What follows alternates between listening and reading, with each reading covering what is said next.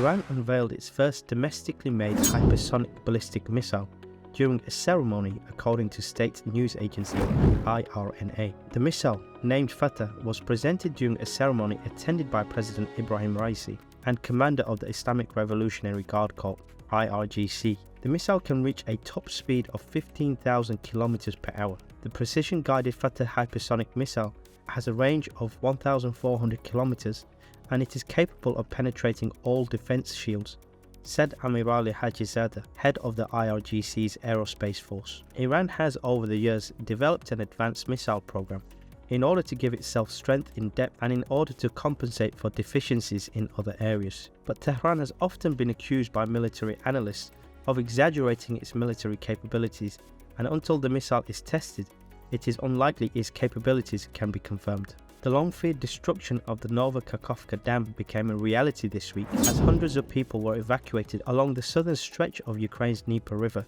after water burst through. The destruction took place as Ukraine began its counter-offensive to take back territory lost to Russian forces. The dam sits on the Dnieper River, which is the front line in the war.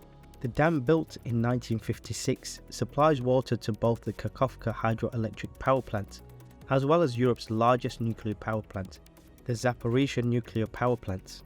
The dam also provided critical water supplies for the entire Crimean peninsula. Since the bursting of the dam, Ukrainian positions on the West Bank are threatened. The deluge will significantly hamper any Ukrainian advance towards Crimea by land. The military advantage of destroying the dam is that it makes any Ukrainian attempt to cross the Dnieper and the march east much more difficult. Many military sources say the Russians are almost certainly to blame, as the bombing occurred from within the dam, and any breach of this magnitude would require pre-positioning of explosives, and that the Russians have had control of the dam since the beginning of the war. US President Joe Biden and British Prime Minister Rishi Sunak held talks in Washington, where they signed an Atlantic Declaration which outlines plans to strengthen the economic security amid the rising threats from Russia and China. Whilst the agreement boosts ties on defence and renewable energy, it falls short of full free trade deal sought by the UK since its withdrawal from the European Union.